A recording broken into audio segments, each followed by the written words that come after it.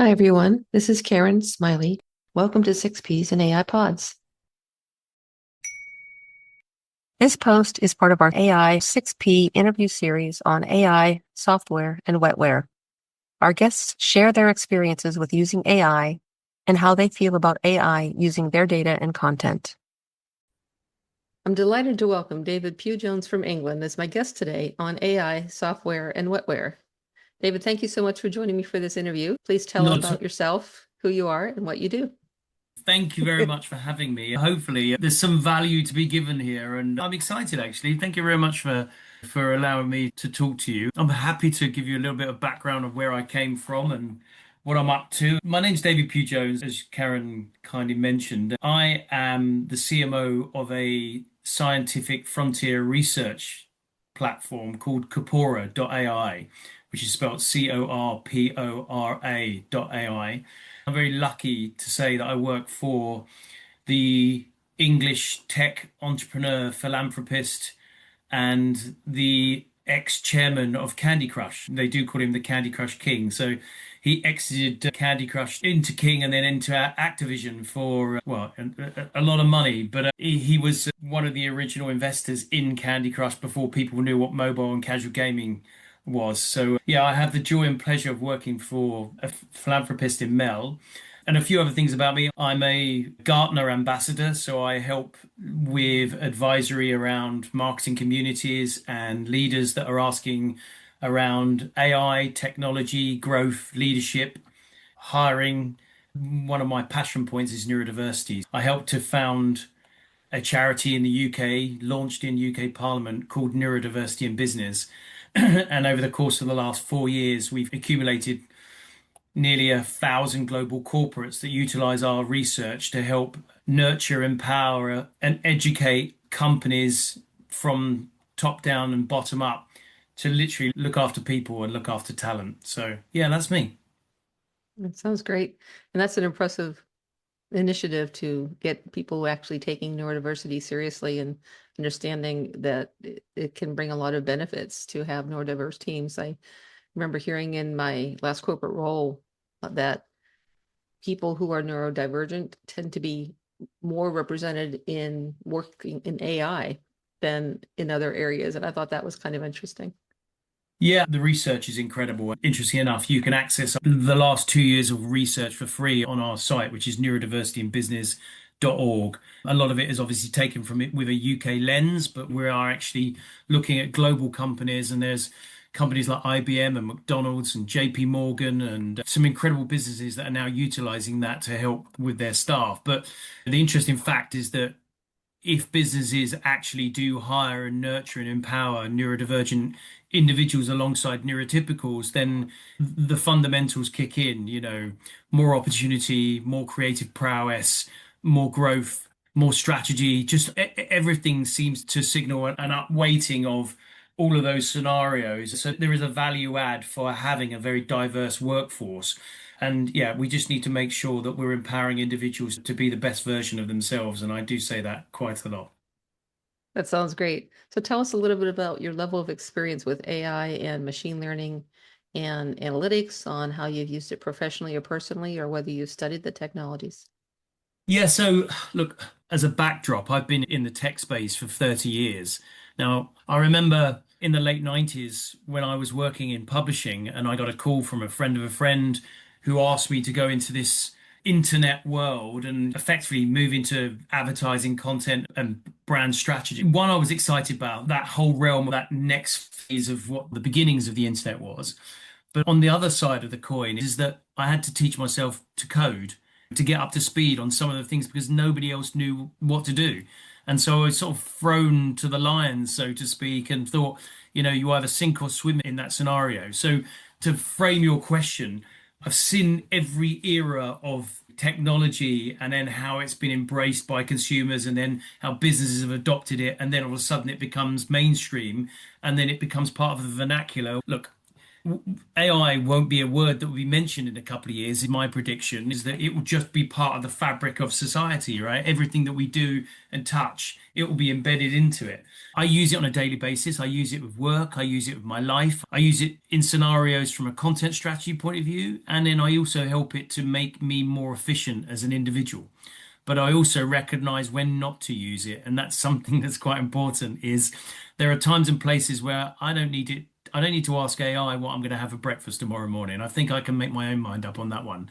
But yeah, look, from a business point of view, and let's give you a great example. If you're going on a holiday to a country you've never been before, and the internet and search as we know it is becoming more and more fragmented, and it's harder to find websites and advisory individuals, and unless you're talking to friends and communities to track down and have an agenda or an itinerary to go somewhere on holiday, that's a great use of the technology. So it's efficiency gains, productivity gains, about an opportunity to embrace it without letting it take over your life. And it's the same vein as what the internet was when it was a phenomenon, the same vein as when we all had a mobile phone in our hands and we realized we didn't need to try and find a restaurant with a phone in it to phone home or to call for an emergency. It, another transition in the realms of humanity, should we call it that? Yeah, that's fair. Yeah, a lot of people tend to think that AI is new. They conflate it with generative AI and the chatbots that started emerging in late 2022.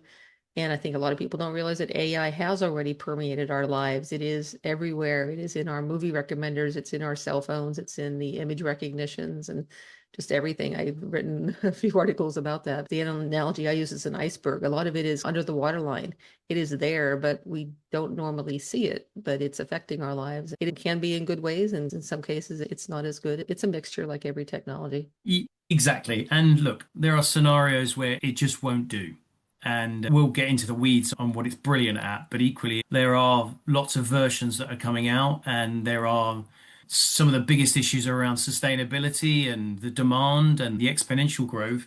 Again, I think we as humans need to work out exactly how it benefits us and where it doesn't. And then we just need to make sure that we do the right thing on that sense. But yeah, you're right. Look, 3 years ago, the world changed significantly when ChatGPT became this phenomena that everyone had access to. Now, AI has been around for more than half a century.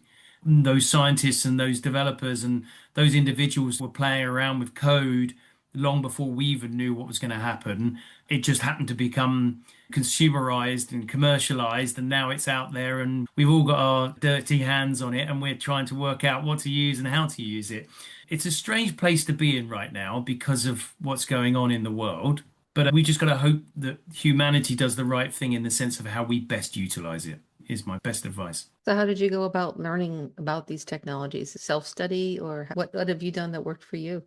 Yeah, look, my friends will say I talk too much, and lots of them will say I love the sound of my own voice, which is not true, by the way. When we hear this back, I'll be cringing dreadfully. But I would say I am very inquisitive, and I wouldn't say I'm geeky or a super tech individual, but I want to know how it's going to help me individually and how it's going to help anyone and everyone around me. So that combo is that I talk to people that know more than I do. And then I take in fragments of that information, and then I go out and I do what I do, test and learn. Okay. I'm constantly looking for what it does, how it works, where can I find it, how easy is it to use. And then I drop off, I'll push away all of those things that I can't see it being, from a utility point of view, valuable to me.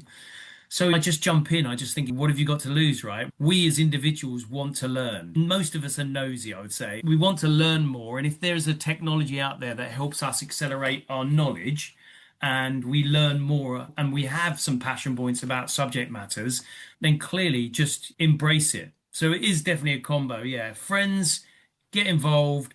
And I do a lot of listening and I go to a lot of events that are very much tech and AI focused. And then I look at it from what are the governments doing around the world with this? How are businesses and companies utilizing it? How does it help me my day to day? What can it give back to me from a time point of view versus do I just need to say, sorry, I don't need it now?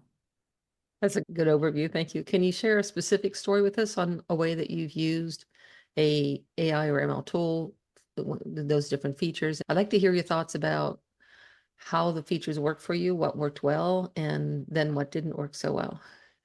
Yeah, my biggest issue is this word called hallucinations. The fact is that a lot of these LLMs or large language models that are out there are trained on data. Okay. Some of them are trained on just the Western world's data. Who knows what China DeepSeek's trained on? It's probably trained on another scraping of another data. Who knows, right? But what we do know, because of the hallucinations, is we've got a scenario where we've got to try and understand what is real and what isn't. And that is a concern. Okay. So for me, I'm always trying to find the source of the truth. What is it that is real versus something that isn't? And currently, these models are being trained on all of this data that's going in. But of course, if you start to publish content that has been outputted from an AI platform, and then you're passing that back into it, or someone else does that on your behalf, and it continues to train on it, this regurgitation is just a constant flow of fallacy, then this is where we get in the world of AI slop, okay, where nothing becomes real. It just becomes a perpetual cycle of just dirge and entire rubbish. So the way I use it is even with the technology and where I work, I want to see real substance from real humans that wrote stuff. So I'm always trying to get down into the weeds on verifying the context and the information that is in there. Now, individuals can, if they find one that they're comfortable with or one that they prefer to utilize from a user experience and a utility, they can get comfortable by training it themselves. So it starts to understand more about you, yet without giving it personal or private data or detail that you do not want to give away. And you certainly don't want that LLM to be passing that information to anyone else beyond the realms of what that LLM is. And so I use it sometimes for food, for travel, for understanding more about a business, about working out how I should approach a certain scenario. And look, I work in marketing and comms and PR and strategy, and I'm always trying to work out, is there a better way to tell a story? If AI can help me do that, of course I'm going to take it. But my theory, and this is probably the fundamental piece of advice that I would give to anyone, is that AI can only look back, it can't look forward.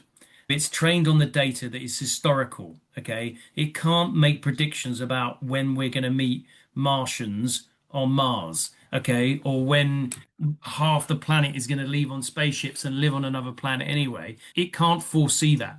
So it's very good on giving us context on what happened previously. It's only good as the data that you put in it. So slop in is slop out. Utilize it sensibly, wisely, and ensure that you try and do your own research as to verifying the quality of the output or the context it gives you. Is there any specific example that comes to mind of a time where it gave you great results that you were able to use and another where it gave you garbage? Yeah, we're very fortunate with our technologies. We're looking at open source intelligence, let's call it, or the entirety of what the web exists. And I've seen many examples where I've asked it questions related to an event or something I was going to or an individual, and then the context of that individual wasn't necessarily true. So it's taking information from all different sources, whether that's true or not. So again, it goes back to doing your own research, right? If I hadn't explored into other sources to look at that, then I would have had a slightly different perception of those individuals that I was meeting from a business point of view. I won't go into the details, but yeah, a lot of it was baloney, should we call it? Yeah, it's funny. One of my earlier guests had called to my attention a series that I somehow missed called Person of Interest. I don't know if you have heard of that series. It's a neat show. It was, I think, from 2011 to 15 or so. And somehow I completely missed it when it first came out. But the whole premise is that there was this machine, which is this super intelligent surveillance. It gets data from people everywhere all over the world. And it's always looking for threats. And supposedly it was designed to detect terrorist threats, but it also detects threats of violence to ordinary people. And so the people who built the machine and handed it over to the government are getting this information. The government doesn't care about if this person's about to get murdered, but we're going to try to stop it. They did an episode where the person whose number came up was someone who ran this company, which is basically a data broker. And they scraped all this data and they used it to provide information about people. And sometimes it was wrong. The episode was about basically people taking revenge on this founder and exposing his data and destroying business deals that were in the brink because of that data and exposure. And this was, more than 10 years ago, and it's still highly relevant. It's so interesting to watch it now in the framework of what's going on today. Yeah, look, at some point, okay, these models are going to run out of data. So let's just imagine that the entirety of whatever is available on the internet as we speak is there. And these models are trying to get this information in there.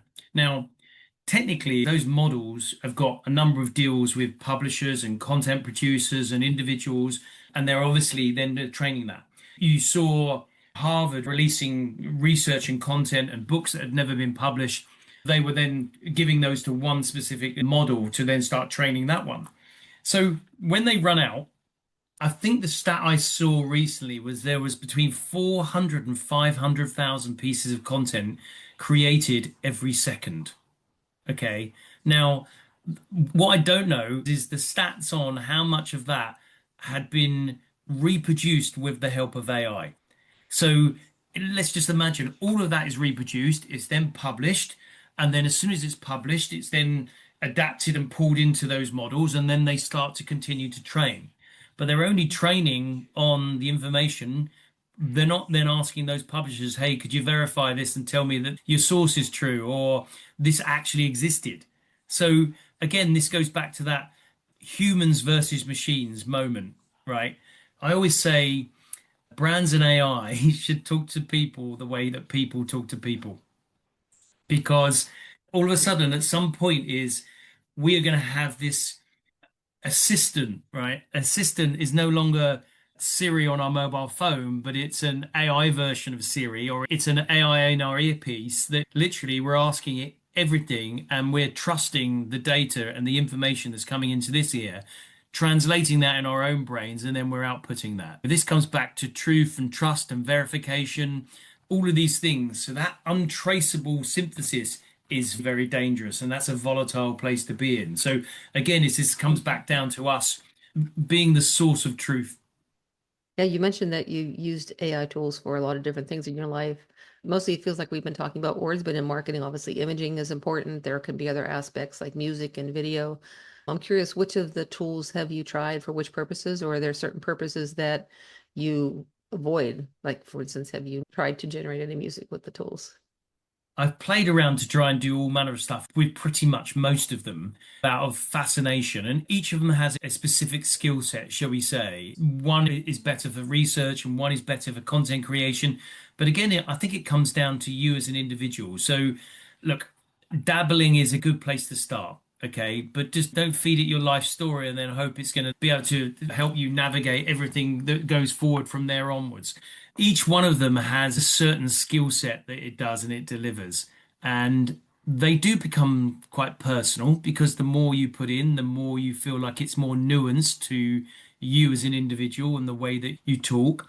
And look, if you look at the lists of jobs of the future, and we don't have to get into the weeds in this, but this is fascinating. All of a sudden, they're talking about the degradation of human roles and jobs, but in some cases, actually, I think it's probably the opposite, and it will accelerate them because there's always going to be that human AI scenario. I don't think AI is going to have a conversation with you, Karen, like I'm having a conversation with you right now. I just can't see that. I think we've got to hold on to what's intrinsically true is that us talking about this and using it as an extension and as a facilitator or something that actually is a little bit more beneficial. So pick the one that you think is the most friendly and intuitive towards what you put into it and just go tentatively, I would say, for starters. Explore what it does and use it for a couple of things. And also get into the communities because there's some fantastic communities out there on all manner of platforms, including the likes of Reddit, where you can actually see where people are getting true benefit from it. And yeah, don't forget to talk to your friends about it either. Yeah, the human element is important. I've had some guests make a distinction between the idea of humans being in the loop and humans being the loop. with AI on the loop with them, more sense of who's in charge. And it's important to keep your wetware, your brain engaged Yeah, when you're working with these tools. definitely, definitely. When outcomes matter, provenance matters. And asking AI about provenance, you've got to get into the sources. You've got to get into the information of this. And yeah, I'm a firm believer that if we're going to accelerate R&D, we're going to find new drugs to solve cancers, and we're going to have students that are utilizing this to understand and find more information about a subject matter or use it as an assistant, but it always goes back to you and human provenance. Some of the tools have claimed that they are making strides in provenance towards never giving a hallucinated reference. Perplexity and Claude have both talked about that. And Yeah, still, I you mean, still have to verify regardless. I'm always curious to hear what people's experiences have been with the tools and if some are working better for them than others in that regard. exactly. And until they come up with a strap line saying this is 100% no hallucinations, then you just take that with a pinch of salt. But the exponential growth of consumers and businesses adopting AI, it's just a question of how they adopt it and what they use it for. Are there specific scenarios where you would just not even consider using generative AI tools? Yeah, it's a tricky one. In some cases, if I'm organizing an event and I'm talking to the individuals that are going to be on a panel and they have their own discipline and skill sets, I'm certainly not going to be utilizing AI to understand where the nuance is on what they talk about or what's going to ignite their passion and where are they going to light up about something that literally they're obsessed about and they want to talk about and they want to share that. I'm never going to find that with AI. We've still got to be investigators in what we get out of other people. And in some cases, if you think about a conversation in a pub or a bar or a club or a gym, or even by the water, you making coffee in a kitchen in a work scenario, you're certainly not going to say, hey, before you just tell me what you're doing this weekend, do you mind if I ask AI to listen in so that we can then decide where else we're going to go? That's just not going to happen. At some point, someone is going to turn around and go, yeah, maybe I do need AI to listen into this. But I'd be like, if you can't tell me yourself what you're planning to do and you need AI to do it, then humanity's going in reverse mode and we might as well just give up now. Yes, we've talked a little bit about these systems and where they get their data and their content and using data from online systems. And companies are not always very transparent about where they've gotten the data that they use. I'm wondering how you feel about companies that use people's data and their works for training these AI and ML systems and tools. There's a concept called the 3 Cs, which the Cultural and Intellectual Property Rights Initiative has been espousing that people deserve three things. They deserve to have the opportunity to consent, they deserve to be credited if their work is used, and they deserve to be compensated. And I'm wondering what your thoughts are about that, Yeah, but whether it should be that way and then whether it no, actually is that look, way. I've been talking about this. I probably go back 20 years and talking about this. I remember in my heady days of being within the realms of Microsoft, I spent nearly a decade there and I was working in lots of different divisions, but always about innovations, technology, and storytelling. And I always remember saying, we have an incredible amount of data. So you think about how much data we give on social media every time we post, every time we comment, every time we share. And it's no different in the realms of AI, right? So if you extract all the social media platforms that you live on, and then all of a sudden you start sharing all of that information with AI, then all of a sudden they're talking about at some point, whether it's $20 a month, or if you want the faster version, it's $200 a month. And at some point, it's going to be even more than that. The business services are getting faster access to more information that opens up more data silos. We're still giving away our own data. And I truly believe that at some point we had to say, do you know what? Isn't our data worth something? Isn't it about time we flipped the coin and said, hey, you know so much about me, and right now is beyond the cookie, and you sending me and sharing crappy ads with me that I was never even thinking about buying that particular product. But my data is quite valuable, and I actually want to start getting paid for it.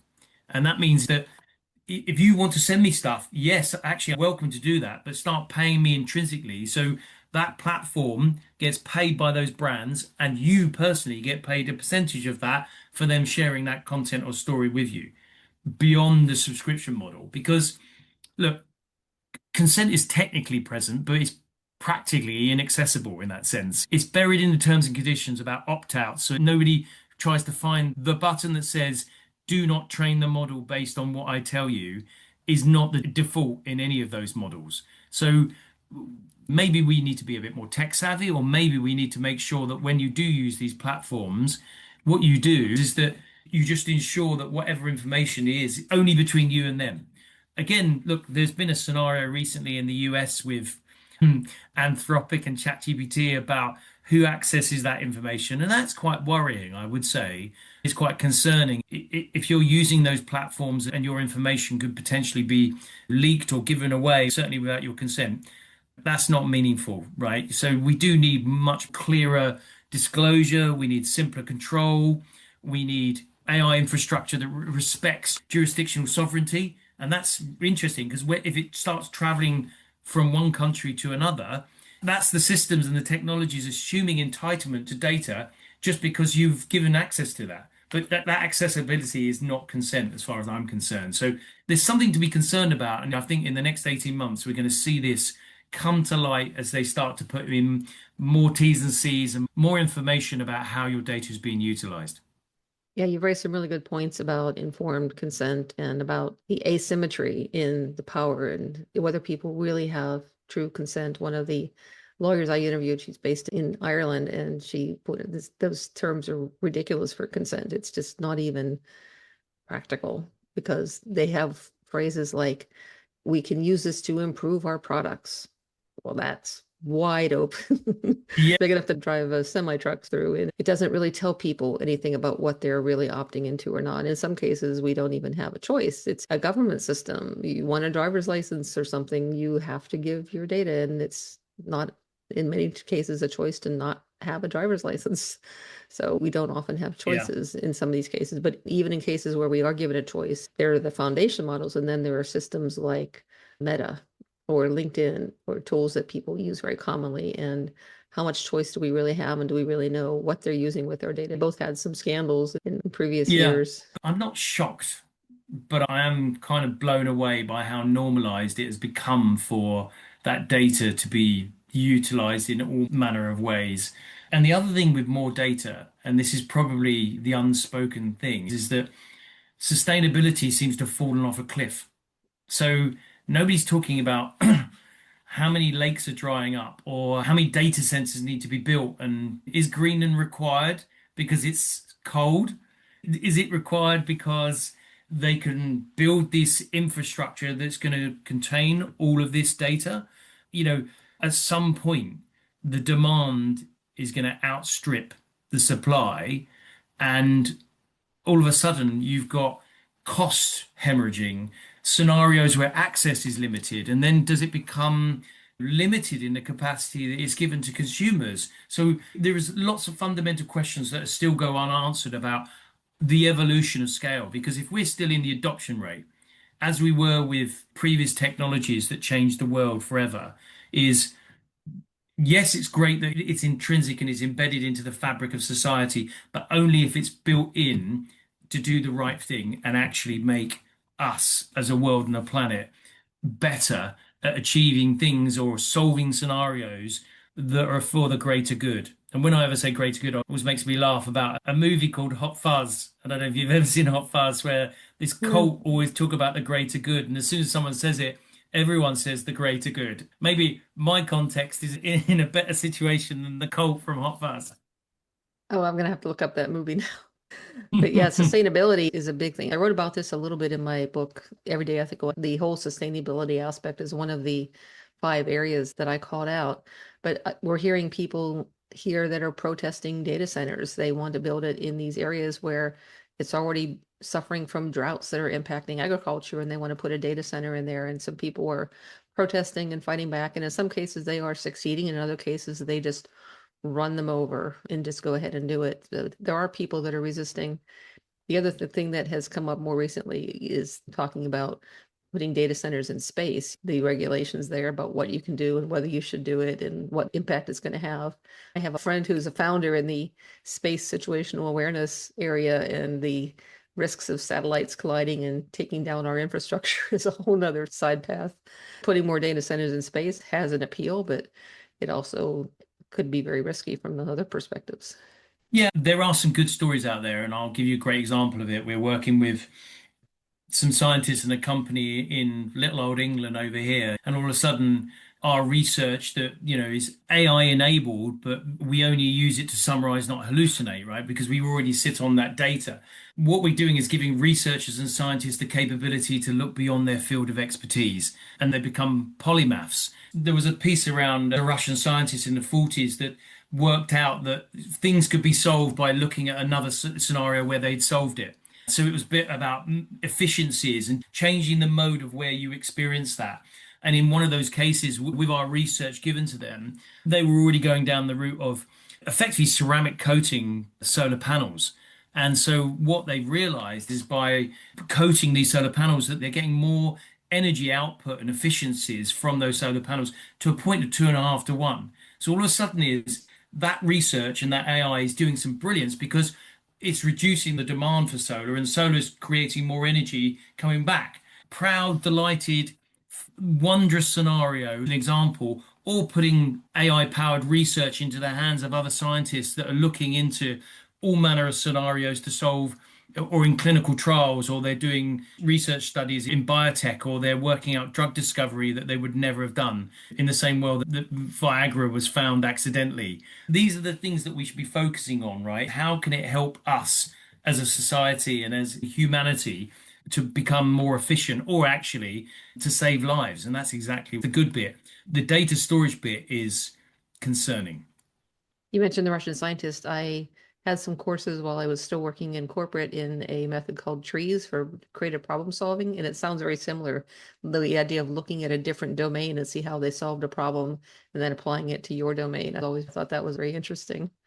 Absolutely. Yeah, absolutely. Look, sometimes it's the left field ideas, right? Approaching something with a completely different tack and having others then look at that. One of the issues we're seeing now is that we are saving time. We did some research around 1,000 businesses and researchers and scientists in America, and we saw the efficiencies of how they were saving time in the US. And then we did it with another 500 researchers in the UK. The adoption was interesting, but the trust in the output was only at 53%. And they're still utilizing the technology, but they're not actually going down that route of verifying and ensuring that content that they're receiving is cited or comes from a source that they can trust. I think there's a big education piece here. And for us as Joe Blogs consumer, we just need to work out how best to use it. Yeah, you mentioned trust and transparency aspects a few times. I'm curious in general what you think is important for the tools that you use, and then I'd like to hear about what Corpora has done in that regard to help establish that kind of trust with your customers. Yeah, well, the way that we've approached it is very different. We're not an LLM. We're talking about scientific frontier research, right? We're talking about discovery. We're talking about innovation. We're talking about using it for the greater good. There you go. I said it again. We're looking to give it into the hands of uh, individuals that are trying to solve something. We're called the body of text, the corpus, right? We're trying to be the modern day Library of Alexandria, but rather than it be limited to the elite that only they could stroll through the avenues and look at the scrolls. Effectively, we're saying, even with our accelerator program, is you put this in the hands of academics or students that are in that scenario that are being tutored by professors, but they have a brilliant idea and yet they don't know how to bubble it up or surface it, and they need research and scientific discovery to solve those scenarios. That's the bit that I think is even more exciting. All of a sudden, we're empowering the next generation to do and create and solve better things. It sounds like you've taken steps towards addressing both transparency and perhaps explainability. When I worked with teaming up with domain experts and machine learning people to develop projects, and those were usually getting the best results. But there was always this dimension of trust in terms of where did the results come from? How did you build the model? What assumptions did you make? The experts want explainability. How do I know that this model you built for predicting when this transformer is going to fail is better than my 30 years of experience in servicing them and maintaining them and understanding how they fail? There's always that dimension to it. And especially when you get into the more technical fields, I would imagine the experts who would be looking at using your tools would raise some of the same concerns. Yeah, and look, it's access to information that is going to help accelerate discovery. And that could be in defense right now. That couldn't be more prevalent if we tried. If you're looking about drone technology and about protecting people, healthcare, we need all the help we can get in discovering new ways to cure things that are not great for us as humanity. And then the whole research and discovery piece is about us continuing to innovate, finding and understanding new things. And if technology is a good enabler for that, it still comes down to the quality of the traceability. One piece that we're creating is this element of ideation to get people to think about approaching things in a different way. And that doesn't mean making up scenarios. It means looking at the data, looking backwards to look forward. What is the quality of the information? And is there other ways to approach it? And what else has anyone else done? And trying to compile that based on where everything exists in the entirety of the web is complex, challenging, difficult, time consuming. If we can make it more efficient for individuals to have access to that, and then also have the capability. One of the programs we love is that we've got a professors in residence where we bring in individuals that are experts in their field. We've got a professor of AI, and we've got a professor in medical research, and one in aerospace, and one in material science, and we bring all of those four together in a room. Trust me, one, it is absolutely fascinating, and I am that fly on the wall, just sitting there listening with my jaw Mm. slack as these individuals open up their minds to explore something in a very different manner. So maybe we should do that, right? We're always looking for the norm or similarity or familiarity. Maybe we should actually sometimes just go out of our periphery and explore meeting and understanding other people that look at the world or approach things in a different manner, and it may open our minds too. That's a great perspective. I have a final question for you about Mm. the public distrust of AI and tech companies. There's a phrase that was noted in your document about how humanity and AI is a duet and not a duel. Yeah, look, I'm a firm believer that it's a facilitator and it helps incredibly, but I still believe in us, right? We've still got a chance here, right? It's not over yet. AGI and autonomy and the world taking over everything, and then all of a sudden we're just sitting there eating chips, watching TV whilst AI just does everything for us. Come on, right? We weren't created for that reason and that reason alone. We look at it as this provenance, right? Where do things originate from? There's explaining it, right? And sometimes you can't explain it, but you can understand the reasoning of why something was created. And then all of a sudden there is the sovereign boundaries of how actually does that data travel and that information travel. And that was the beauty of the internet, is it opened up our minds to seeing things that some people would never get to see. What's exciting is that with the realms of digital currency and stable coins and mobile phones and satellites, is that kids in impoverished scenarios can learn in days or weeks, and they certainly don't have to go to university to get a degree when the opportunity to learn a rate of pace is just incredibly transformational. So we're certainly not entering an era where AI is going to replace us or the experts, but I think it's an opportunity where experts learn how to utilize AI for the betterment of the world. That's a great summary. So thank you for sharing that and for recapping it so concisely. I appreciate you making time for this interview. Is there anything else that you would like to share with our audience about AI, about using these technologies for good? A lot of the purposes you described certainly seem to fit in that area. Yeah, exactly. I would say that embrace them, don't fear them, have fun. Okay, maybe start by having fun. And if you are already embedded into utilizing them, then see where it can help you and to give you something back in life that you want to do, right? This isn't you must jump in and everyone must use it all of the time. It becomes another facilitator, just as the mobile phone did, or just as the internet did, or all of these things are their efficiency gains. But no doubt, just like all the technologies that came before, there is the hype, okay? And there's the excitement, and there's the frustration, and there's the nervousness around these. But I would say, with all of the doom-mongering that came about it, invariably is we did the right thing in the end, or we continue to do the right thing. There's lots of bad things, by the way, social media, let's not even go there. But there are lots of things that this has helped for us to gain an edge. So embrace it and have a little fun and play. Enjoy. Yeah, you mentioned earlier about how the AI revolution is comparable to some of the other technology revolutions that you've seen or Mm. earlier experiences. One comment I read recently got me thinking that with the internet and certainly with mobile devices, part of the hype was, oh, this is going to save you so much time. It will free you up from all this. And that actually hasn't happened in a lot of cases. Actually, the time that is freed up is quickly consumed by doing more things with that device. And so we don't really end up having more free time. I'm hearing some people expressing concern that the same thing is going to happen with AI. It's like, yes, it makes you more productive. You get more time at work, but you end up spending that time doing other things. And so you're not really getting any time back. And I'm wondering what your thoughts are about that and from the Yeah, historical perspective and what's now.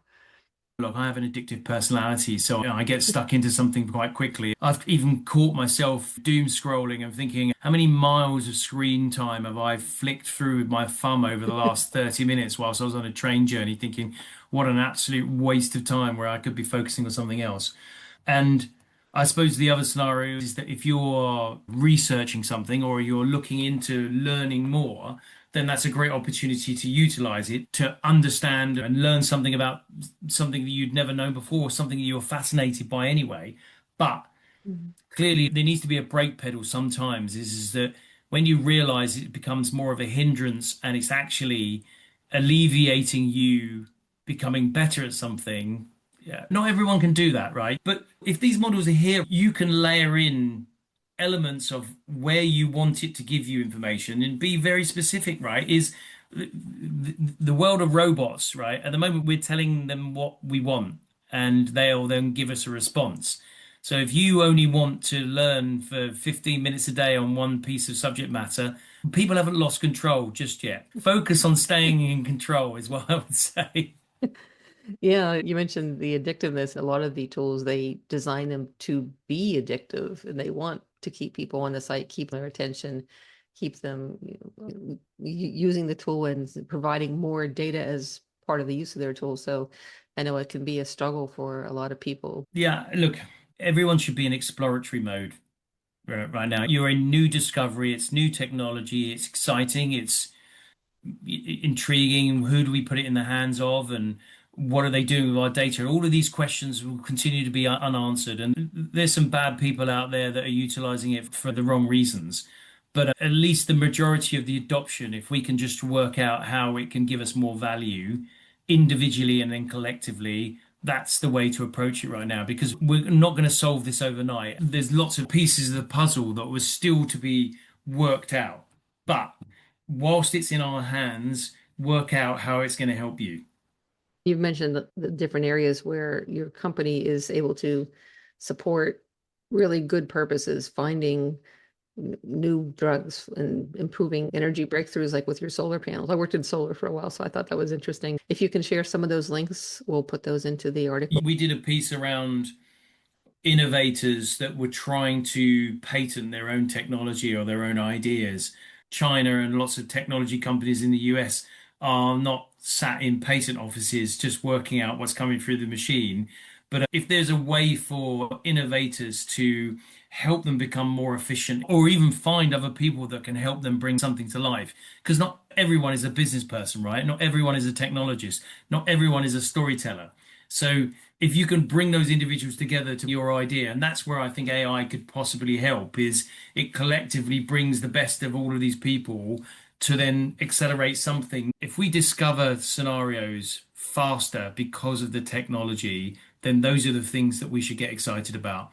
And we should make sure that we shout from the rooftops about where it's enabled people to solve scenarios or bring something to the market that is making it better for us. Those are the bits that excite us. And that's what we're doing now, finding players and partners that want to understand something faster than they ever could have done before.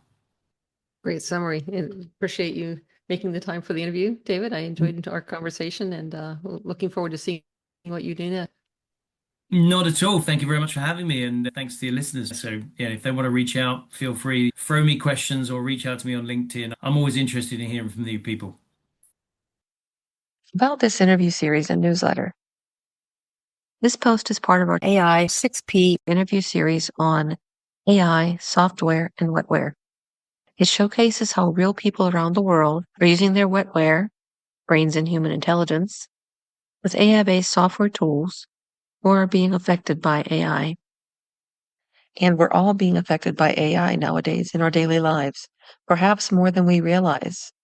For some examples, see post, but I don't use AI. We want to hear from a diverse pool of people worldwide in a variety of roles. If you're interested in being a featured interview guest, anonymous or with credit, please get in touch. 6Ps and AI Pods, AI 6P, is a 100% reader-supported publication. All new posts are free to read and listen to.